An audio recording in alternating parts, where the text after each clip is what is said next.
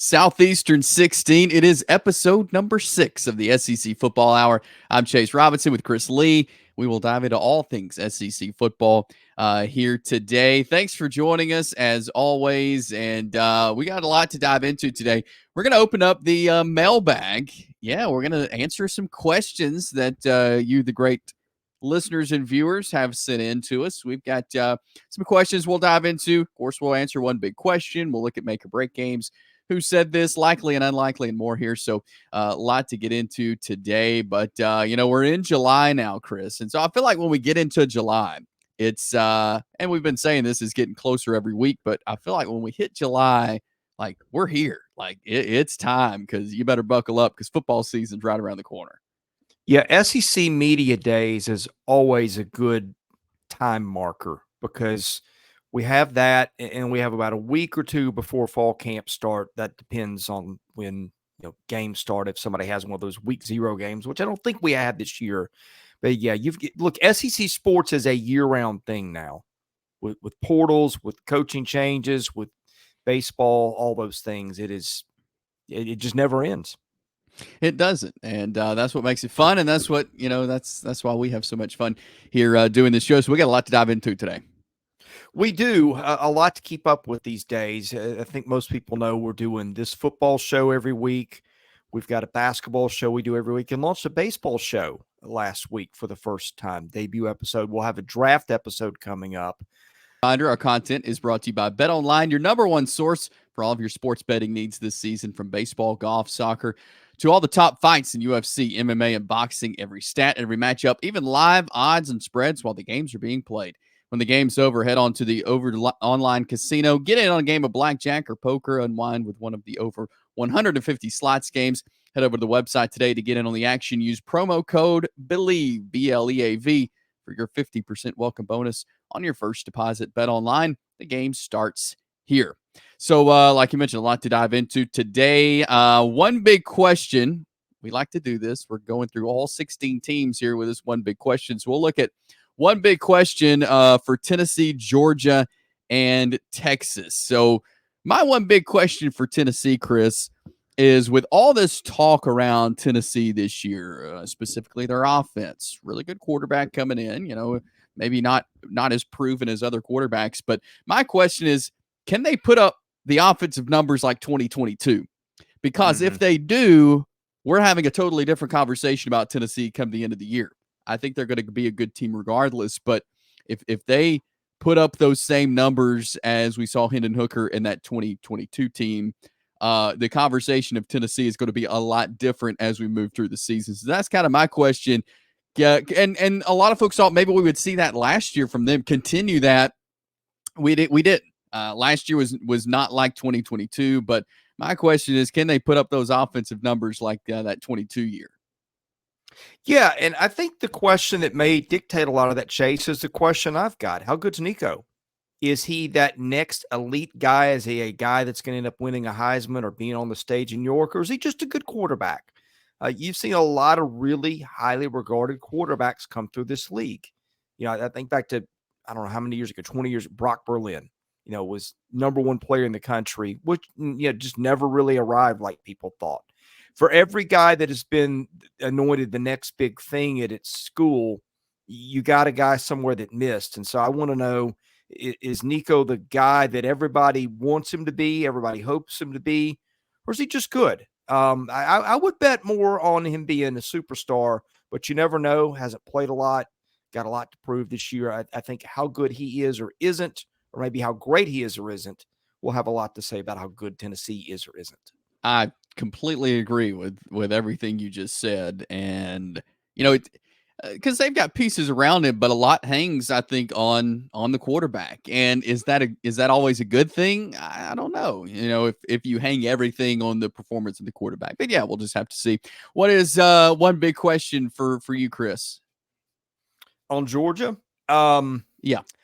I would say, because that was my question on Tennessee. I changed you up a little bit. Sorry about that. But No. I think for Georgia, it is, how much does Georgia miss Brock Bowers?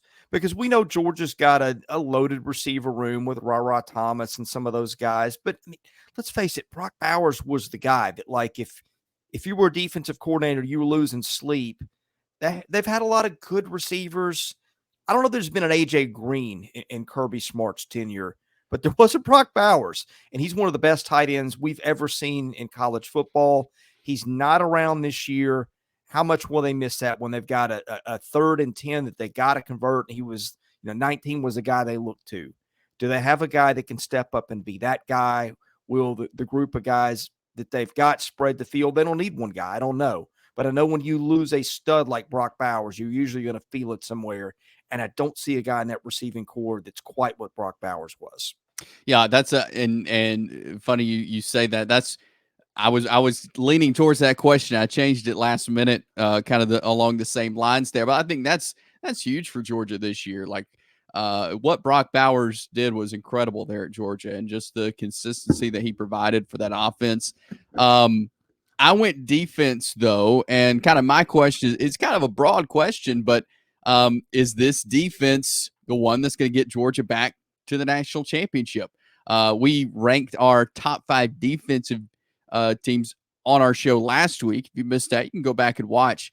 But we both put Georgia at number 1 with the number 1 defense in the SEC, and they've got the players, but are they going to be able to make the stops that they need against some really good offenses? I feel like this is a year where SEC offenses are better than they have been in a while.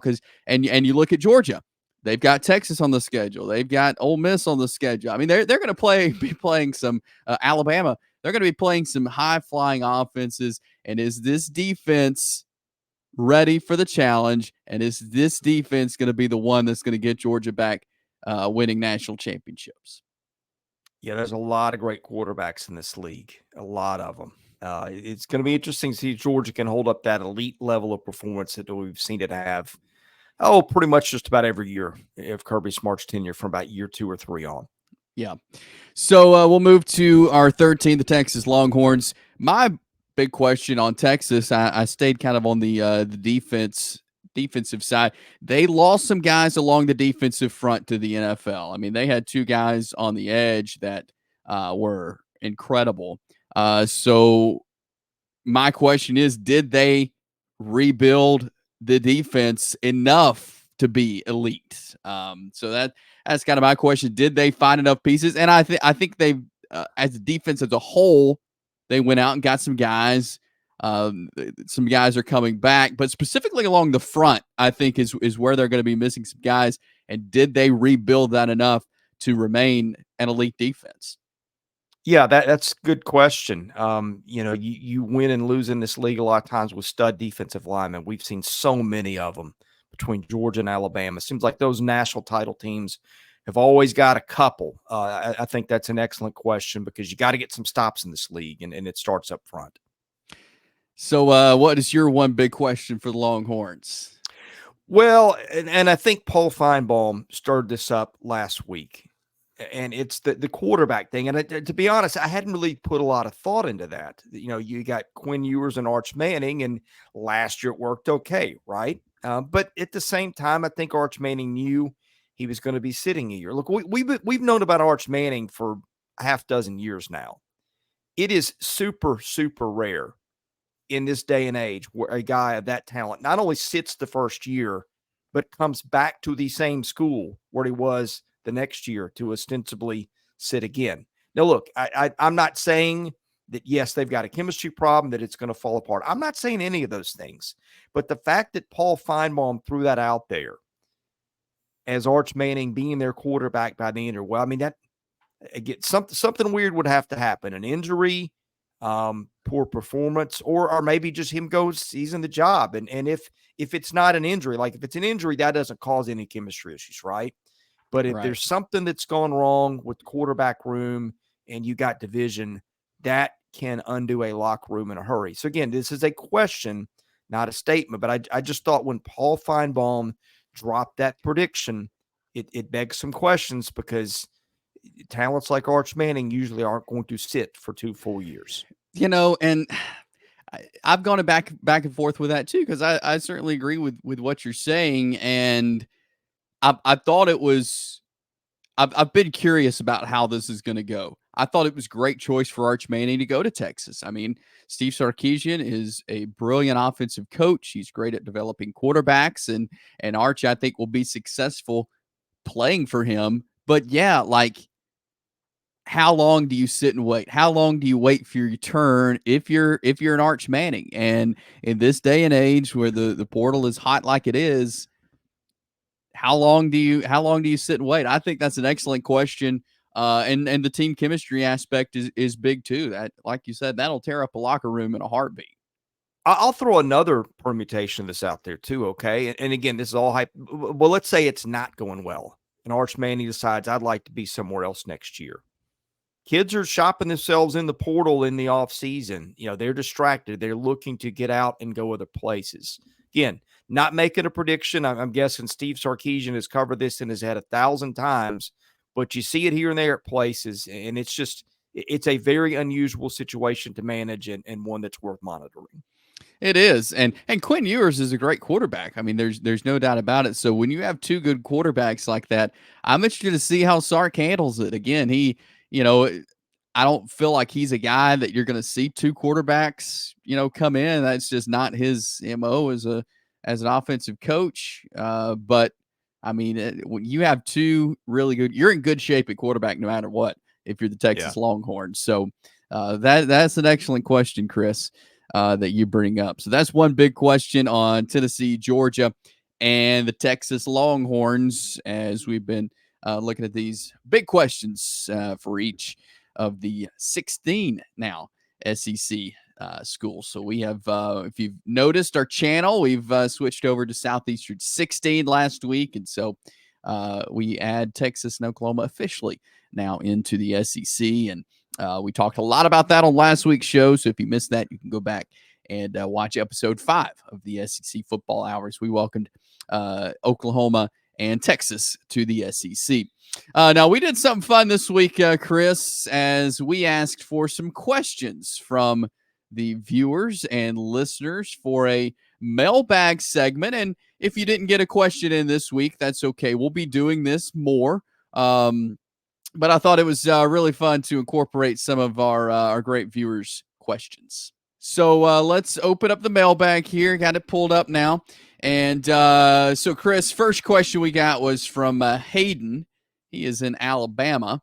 And he wants our thoughts on Oklahoma going 10-2 with their only losses coming to Texas and Missouri. Well, Chase, in one of the funnier moments we've had doing this, we both made some interesting predictions on Oklahoma last week, and then came to the conclusion that if you combine the best of what we thought, we had the Sooners going unbeaten, which I don't think either of us had it on our radar going into that show, but it just kind of turned out that way. So, yes, I mean, sure, I think it could happen. You've got a lot of offensive talent. I think it determines on how fast they blend a new offensive line and how quickly they get used to a new quarterback. That's a lot of changes. It's a tough schedule, but yeah, I think when we were winding through Oklahoma's schedule last week, it is kind of interesting how it's set up, because I think if you missed it, Chase made a bold prediction that Oklahoma would go unbeaten on the road, and I made one that they'd go unbeaten at home. So, hey, 10-2, if you listen to that show, that might be pessimistic. That's very true. Yeah, looking at Hayden's question there, where their losses coming to Texas and Missouri, I think if I was to pinpoint two teams, if you said you had to choose two teams that they would lose to, I think that's two good picks. Now, they were able to get a win last year over Texas. Obviously, they're in that big rivalry game. They do have Alabama on the schedule. They do have they go to Auburn there on their schedule, and so I think if you had to say what are two teams you think Oklahoma could lose to, because I'm getting their schedule out right now. They have a home game against Tennessee, at Auburn, got Texas, South Carolina, Ole Miss, Missouri, Alabama, and LSU. The only one I would change, if you said they're going 10-2, who would they lose to? I may say Texas and Ole Miss. That may be the only thing I change.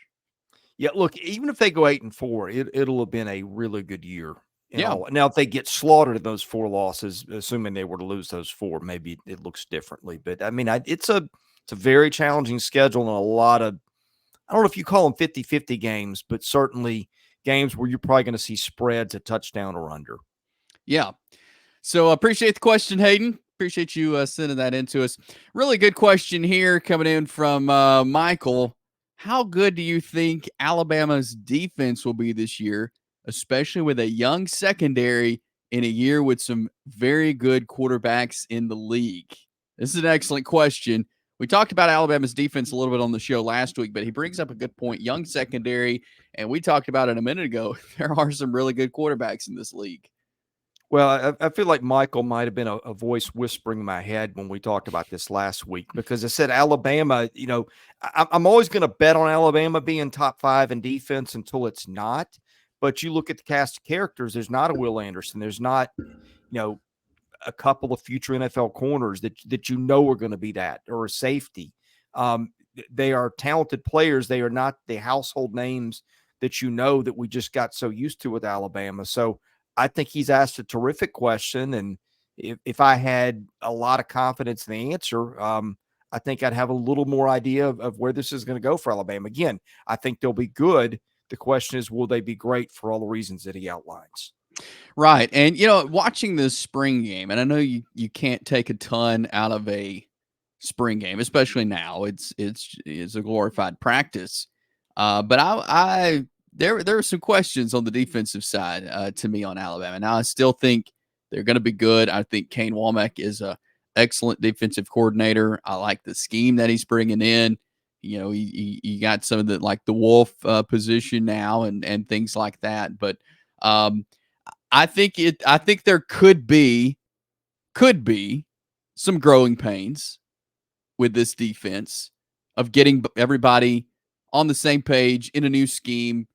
You look at the front end of their schedule, though: Western Kentucky, South Florida, at Wisconsin, bye week, then Georgia. So if you can spend the first, and again, that at Wisconsin game is going to be tough for Alabama going on the road to Camp Randall to play. But still, I think if you hope the growing pains are going to be out of the way by September 28th when Carson Beck and the Georgia Bulldogs come rolling into Bryant-Denny Stadium. You're going to want to be rocking and rolling by that day. So I think if you're Alabama, you spend a lot of time making sure your young secondary and your defensive guys who are not used to playing each other under this new scheme are ready to go by September the 28th, because that's going to be a showdown there with Georgia. So, I think they'll be all right. Like I said, I think there may be some growing pains, but I think this is a team and with this coaching staff that they can get things together on the same page. Yeah, and to that, I like the timing of that Georgia game. You've got a road trip to Wisconsin, which Alabama's probably going to be favored, and then you get a bye week. So I think there's a little help with the schedule there in terms of how that one sets up too. Yeah, for sure. So excellent question there from Michael. Another question here from Eli: is this the year for Ole Miss? Well, it feels like it needs to be the year for Ole Miss, Yes, doesn't it? It does. It's setting up to be. I think this has got to be their year. Well, look, we've talked about their schedule ad nauseum, but you've got, and I'm going to fact check myself as I look to the right, toughest road game at LSU. Winnable game for them. Toughest home game for them. Probably Oklahoma. Maybe Kentucky. Well, Georgia. Of course. Yeah. Yeah. Sorry, I didn't. That one slipped from my view here for a minute. So, okay. Yeah. But I mean, I look at road games, right? I mean, the Georgia game's going to be a tough one, but I look at road games and how winnable. Like if you're getting sent to, to Tennessee or to Alabama, some games like that, those are tougher. So it is a manageable schedule. And again, how many teams have a great quarterback coming back for a year 3 at the same school in college football? Not a lot. Feels like the stars have aligned for Lane Kiffin at Ole Miss, and if not this year, then when? Yeah, and I think That's interesting because Lane Kiffin has never had a third-year quarterback, and we talked about how it could be somewhat dangerous when we were talking about Tennessee to say it's all in, depends on the quarterback. Well, I think it kind of seems that way for Ole Miss too. Does their success hang on what Jackson Dart can do this year? Very talented quarterback, and I think Lane Kiffin has gone out and used the portal like he always does to bring in some guys where I think he has one of the best receiving rooms in the country as well. He lost some running backs. I think he's got some good ones as well. The defense is looking good. Is this year for Ole Miss? I think it certainly could be. You don't want to put everything in on one year, but I feel like if they don't do it this year, Yeah. you're going to be waiting a little longer unless Lane Kiffin can go out and just raid the portal and by next year have a roster just like this. But I think this is a once every few years roster that Lane Kiffin has built, and he's kind of built it for this moment, for this year. Yeah. If that makes sense. Well, and here's the other thing. Lane Kiffin gets paid if he's an elite coach. And with Lane Kiffin, the floors are pretty high with his teams. If you go back to, over the last decade, like if you go back to Florida Atlantic and start it from there forward, Lane Kiffin's always done pretty well. They've not been really bad any seasons that I remember. But Lane Kiffin's also never had his team in contention for an SEC title. And it feels like the few litmus tests that he's had, he's stubbed his toe, and sometimes pretty badly. Now, look, is that a fair thing to say when you're taking over Ole Miss a couple years in and you're going up against Alabama, playing dynasty level Alabama football? That's a high bar to clear. But here's my point. Lane Kiffin has, through that Auburn situation a couple years ago, and through the money that those boosters are coming up through NIL, positioned himself as an elite coach in terms of how he's treated with money. At some point, you got to produce, or else those things can go south pretty quickly. Ask Jimbo Fisher about that. Yeah, that's an excellent point. For sure there on Ole Miss. So there was one question I missed in our prep, and I just saw this that was sent to me on Twitter. This one should be interesting. This is from Ed on Twitter. In your opinion, which SEC city has the best chicken wings?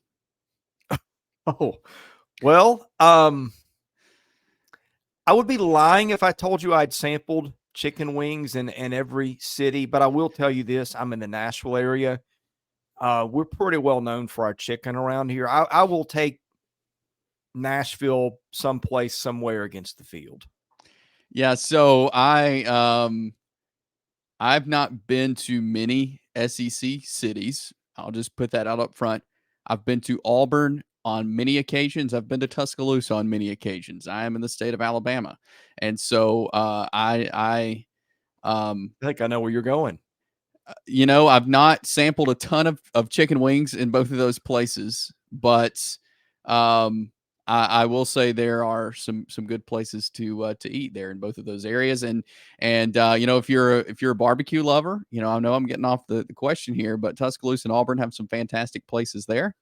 And so yeah, but I need to, Ed, if you're watching, I will make sure to sample more chicken wings in any SEC city that I go to. I thought you were going Bob Baumhauer's on us there. That's what I thought was about to happen. Well, they are excellent, and I am a fan of that place. And anytime especially in Tuscaloosa, yeah, you got to go eat there. There's so many great places. But yeah, Baumhauer's does have excellent ones. I will say that. So appreciate those questions, and we're going to do this more, Chris. I mean that's fun getting to interact a little bit with some listeners. So maybe some of you have questions out there. Go ahead, even if it takes a couple of weeks for us to get to another mailbag. We will in the next couple of weeks do this again, and so go ahead, whether it's dropping a comment on this video or sending it to us on Twitter. You can get your questions in. We would love to answer your questions. And so we will roll into some Who Said This. Always fun. Some coach quotes. If you have not watched any of our other episodes, for our Who Said This, we read a quote from a current or former SEC football coach, and the other has to guess who we think it is. So, Chris, I'll let you go first this week. What's your quote? Okay, I will be surprised if you guessed this. This was not about trying to stump Chase necessarily. I just love the quote, and it needs to be read on the air. So here we go. With that, here's your quote, and it's a short one. Gentlemen, it is better to have died as a young boy than to fumble this football. I bet it's an older coach. It's definitely an older coach. Okay. Yes, that sounds like a quote from an older coach. Oh, let's see. Now I have to think of all of the older coaches. I will give you one hint. Okay. This guy did have a stint at a school that is no longer part of the SEC. Okay. I don't think that helps me much. Well, there's another hint that would probably give it away, so I'll stop short. Yeah.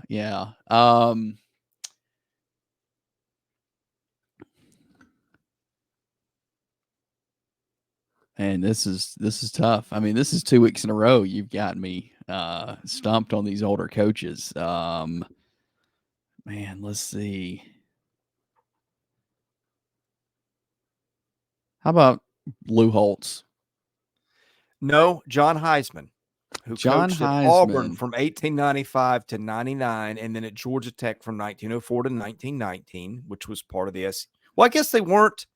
Technically, I guess he wasn't an SEC coach at the time. He did coach at an SEC school. So I didn't think about that. That may have been a little unfair.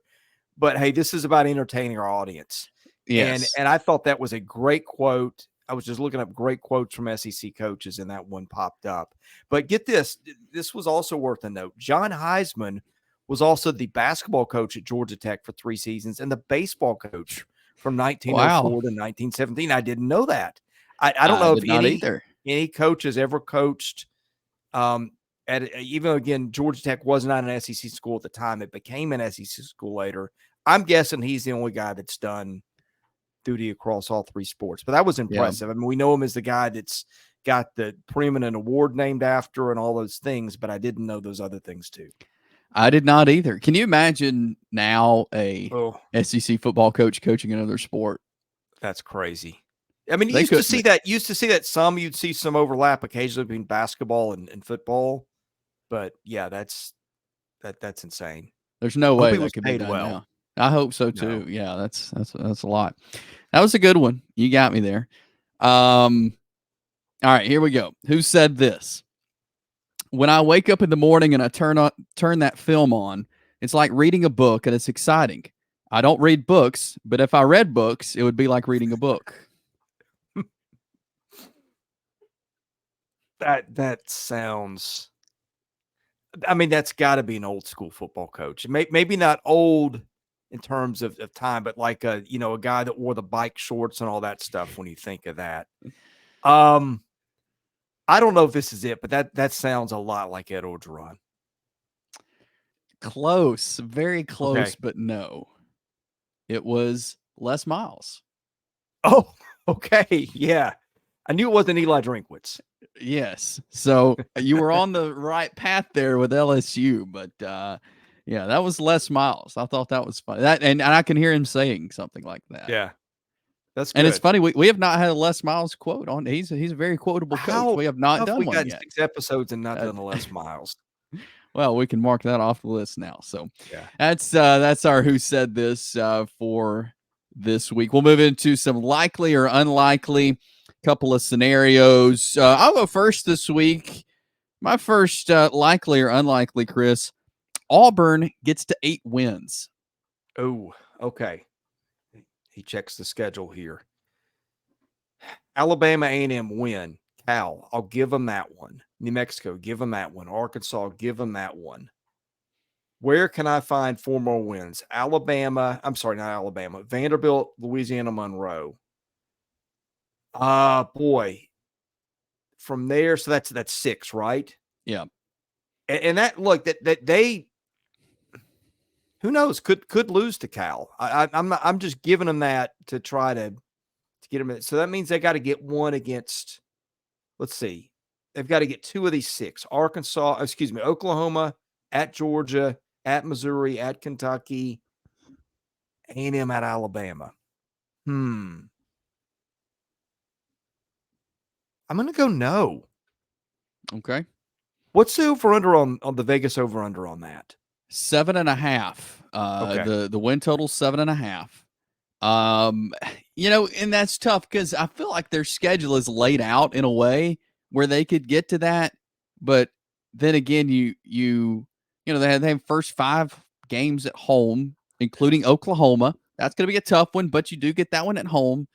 I think maybe, and going on the road to Kentucky, that's a road game, right? The Kentucky game. Yeah. I think that's winnable, but that's going to be tough as well. I feel like on this Auburn schedule, it's a good schedule for them, but there's so many toss-up games for them. Like there's some, they're going to win, but there's others that they have it's so toss-up. They have so many toss-up games. It's hard to gauge.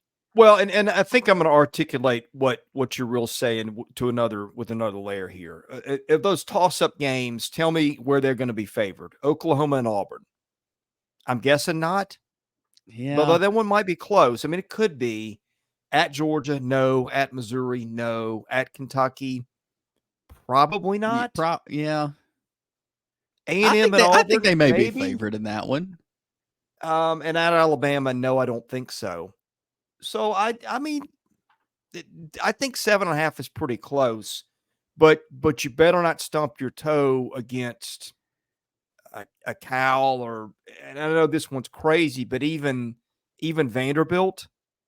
Let's not forget Auburn's got going up against the same quarterback and the same offensive staff that beat them in Auburn last year. Yeah, so that's true. Is that going to happen again? Probably not. But even where we give them a layup, there's a little bit of recent history of a stumble there. So yeah.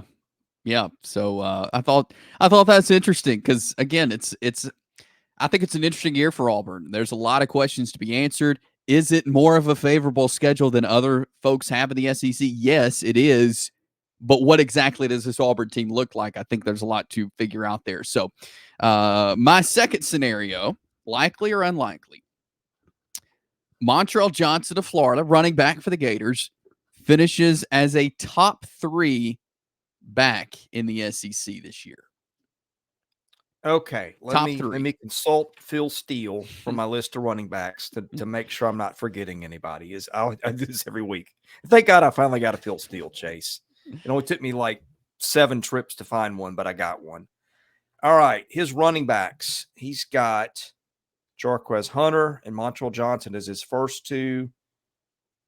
C.J. Baxter and Raheem Sanders is his next 2. Justice Haynes, Gavin Shawtuck, Oklahoma is his next 3. Trevor Etienne, who I've been seen as a potential Heisman guy.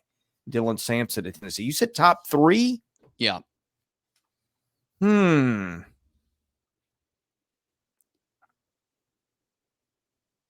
Well, he doesn't really have a timeshare like he did last year with Etienne. So I'll go yes, although he catches some passes too, doesn't he? He does, yes. Could the pass catching eat into the rushing production? Yeah, that's a good question. That's what I was thinking through too.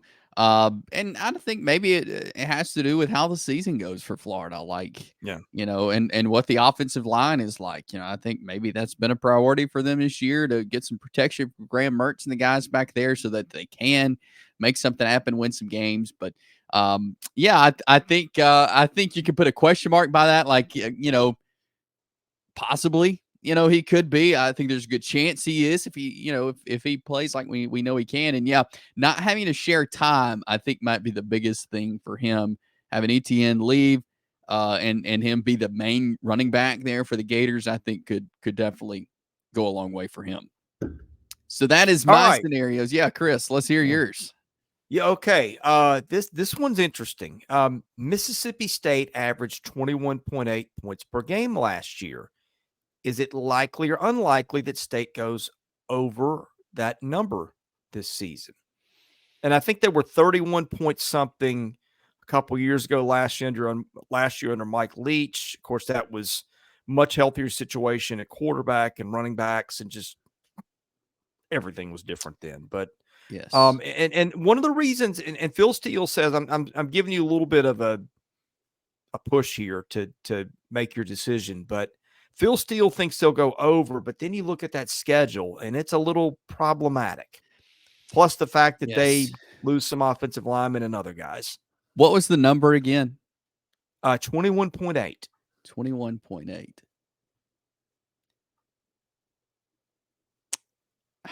That's tough because, yeah, I think you look at the schedule and it's tough. I mean, we did our schedule rankings and it was definitely up towards the top of the toughest. But Jeff Lebby is a great offensive coach. I really like him. Does he have the pieces he needs? We'll have to wait and find out. Man, this is tough. I'm gonna go unlikely. Yeah. Going off the schedule. I think that's big. I think you have to go off the schedule with that. Well, and that's what I was thinking. We when we did our top 5 defenses last week, there's 4 teams that one of us put in our top 5. So, I mean, you take a shutout at a Texas or a Georgia, Yeah. you got to score 44 points against somebody else just to break even. Yeah. That they could do that against Eastern Kentucky or Toledo, but there's a lot of tougher, or UMass, another one, but you got to face, Missouri was another team that I don't. Did you put Missouri on your top 5 defenses I did, list? yes. Okay. Yeah. Well, so make that 5, and that's part of your problem. Yeah. That's an excellent point. Yeah. And I think in theory, you look at it and you see, well, Jeff Lebby's an offensive coach. Blake Shapen's coming in as a quarterback, and I think he's going to be great. But you look at the schedule. I think you have to look at the schedule when a topic of conversation comes up like that. But yeah, a great scenario there, Chris. All right, scenario number 2, is it likely or unlikely that Kentucky has a running back or receiver surpass 1,000 yards this season? I'll give you this too. I'll even give you combined yards. So if they've got a running back that rushes for 800 and catches passes for 200 more, I'll give you that. Okay. You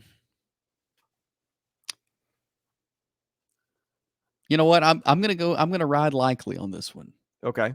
I think so. And your caveat you gave me there, I think, helped make that decision. But I'm going to go likely. You're thinking it's coming from the running back position, aren't you? Yes.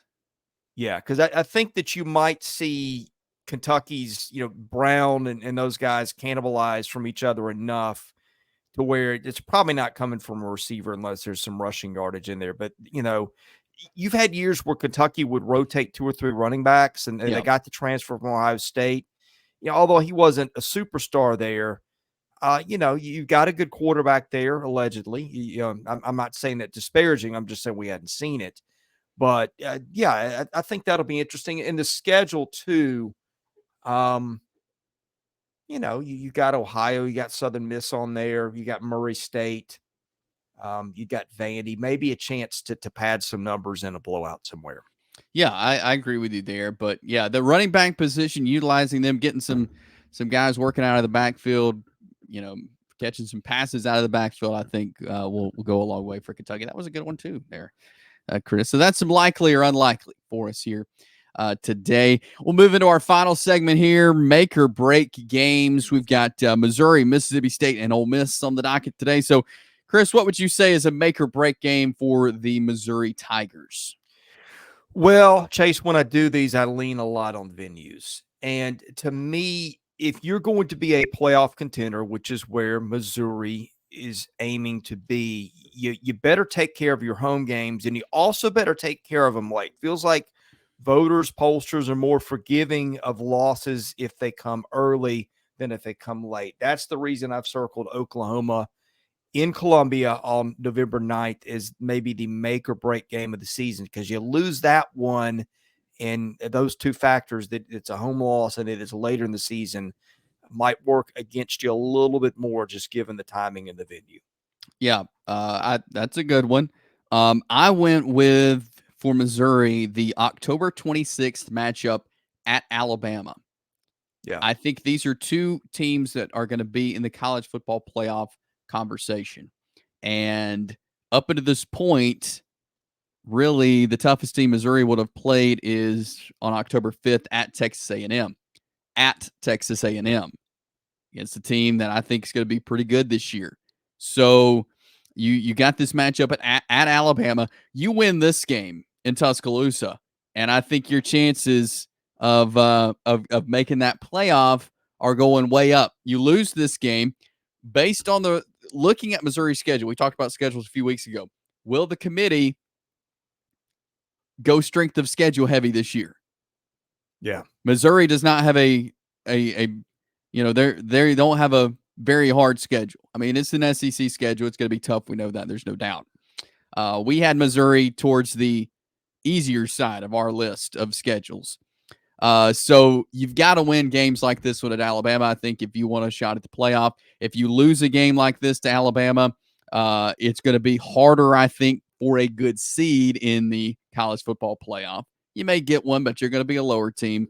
But I think winning at Alabama would be huge for Missouri to get in. If you lose that one, how is that going to affect you? Because I think there could be quite a few two-loss SEC teams this year. Yeah, I think looking at it and hearing you talk, there really were three candidates. There were the two we picked, and also probably at A&M on October 5th, which is a little bit of a wild card because of the coaching change and everything else. And that also comes earlier in the season. But to me, it's got to be one of those three. Yeah, I think so. And yeah, I mean, this is a year Missouri could get into the college football playoff. But yeah, these are some games that, and even with them not having the toughest schedule, there's some games they've got to win on here for sure. So that's Missouri. The Mississippi State Bulldogs, what would you say is a make or break game for the Dogs this year? Well, I told you I look a lot about venue and also look at punching in your weight class. To single out a game for Mississippi State against, let me just glance at the schedule here. At Georgia, something like that. That's not a make or break game for Mississippi State because we know what's going to happen. But I'll give you one. Arkansas, the 26th at home. That's one that I feel like both programs really need, and the loser of that one. Now, this is presuming that Arkansas is going to be a bottom three team in the SEC, which I think that's where most prognosticators' heads are. That's one that you've got a team that's near your weight class, and it's at home. So I think if you don't win that one, that feels like one that you don't really come out of the season feeling great about it. If you win it, hey, you got an SEC win. They won a lot of those last year. Everybody feels great when they win an SEC game. Doesn't really matter who it is. Yeah, I would certainly agree with that. I went back and forth with Arkansas, and then the one I picked, and that's Florida. It's going to be their first SEC game, September 21st at home there in Starkville. You got a Florida team. We've talked about they've got some good players, some good offensive guys, but where are they going to be at even at this point? I mean, they opened up with Miami. They where's their head going to be at September 21st? And I think if Mississippi State is able to win this game at home, you go to Texas the next week. You got a long stretch of SEC games. I think that could help for sure if they're able to start SEC play out with a win. And so I think that could be key kind of moving forward the rest of the season, getting them in a good headspace for the rest of SEC play. Yeah, I debated two games, and that was the other one that I had. Yeah, and so yeah, we're on the same page there. So our final team, Ole Miss, what would you say is a make or break game for the Rebels? Again, I go back to venue and timing, and this one's later in the season at its home. I feel like Oklahoma's our pick on a lot of teams, but I feel like Oklahoma October 26th is the game. I thought about a couple others. I won't steal any of your thunder in case you're going a different direction, but I will elaborate maybe on some reasons once I hear your answer. But to me, that was the one that felt like the easiest pick. Yeah, and I think that's a good pick. I think October 12th at LSU. Yeah. That was spoiler alert. That was my other one. I feel like that's been such a back and forth game. It's two really good offenses playing each other. Looking at the schedule for Ole Miss, I mean, it's not the toughest of the SEC either. They'll be coming off a game at South Carolina, and then LSU's coming off a bye week. It's in Baton Rouge. But I think for Ole Miss to make the playoff, obviously you have to win games like this. You have to go on the road and win in really tough environments. And they have Oklahoma, they have Georgia on the schedule after this one. But I feel like this is one of those games that they have to win if they want a shot at the playoff. Because again, if you are to drop a game to Georgia, and you have 2 losses, if you lose this game at LSU, that may put you down in the college football playoff, especially with the schedule that they have. So I think the LSU game on the road is crucial this year for the Rebels. Yeah, the reason I didn't go there is I feel like, and I'm looking for the game time. They haven't said it yet. I feel like losing at LSU, it probably isn't going to be at the top of the list of disqualifiers for a committee. Yeah, Because let's face it, a lot of great teams have gone to LSU and lost. But that was one I thought about, and I tend to look at these more on the break side, like what could go wrong. But you may have looked at it from the opposite way, said, hey, you win at LSU, you're probably playing with house money when it comes to the playoffs going forward. And so that is a very defensible pick for that reason. Do you think though, and based off Ole Miss schedule, where they've got Georgia, they got Oklahoma, they got LSU. Those are, by far the 3 toughest teams of their schedule. Do you think that will play in at all to the committee's choice of, hey, even though it's at LSU, you lost this game, that's one of your 3 toughest games, you're out of the playoff? Do you think that's a conversation the committee has? Well, it depends on the other stuff, right? You can't just take a game in isolation. But, like if they lose at LSU and they lose to Georgia, okay, that you're going to have some quality wins on there. Let's say if Georgia beats them 45-3 or something like that, then maybe style points matter. I feel like they're going to have 2 built-in losses, presuming those are the 2. I think anything above and beyond that's where they get in trouble. Yeah, I agree with that. I think that's definitely a good point there. So that is make or break games for Missouri, Mississippi State, and Ole Miss here on episode 6. And we always want to remind you, hey, if you like our content, if you want to sponsor our content here on Southeastern 16, we'd love for you to reach out. You can reach out to me via email, chase@southeastern14.com. We're still working on getting the emails changed over to 16, but it's chase@southeastern14.com. We'd love to hear from you, and would love to help get the word out about your business to our great viewers as we continue to grow each and every day. So if you want to sponsor our content, whether it's football, basketball, or baseball, again, reach out to me, chase@southeastern14.com. And again, SEC Football Hour, just in conjunction with all the other great SEC football content we put out, whether it's schedule previews, team previews as we get you ready for 2024. And then, of course, we will go heavy into content in the fall, Chris, as we will be getting you ready for all the games, reacting to all the games. I mean, you will get a lot of SEC football content when football season rolls around. Yeah, and to that, we try to keep our approach here down to earth, but we have drawn a pretty big audience. We're really on our 3rd full year doing this on YouTube. Audiences in the millions, impressions in the tens of millions. So we do reach a lot of people that watch SEC sports, and I think it's just going to continue to grow as we've done this every week. We've launched a weekly basketball show, and we've launched a weekly baseball show. So yeah, if you're an advertiser looking to reach an SEC audience, we're reaching those often. And if you're just a viewer looking to keep up to date of what you do or what's going on in the league, I think you'll love those daily shows. So if you've not given the baseball, and which we just started last week, the weekly baseball show, and the basketball show, a listen, I hope you will, because it is a great way to follow what's going on around the league.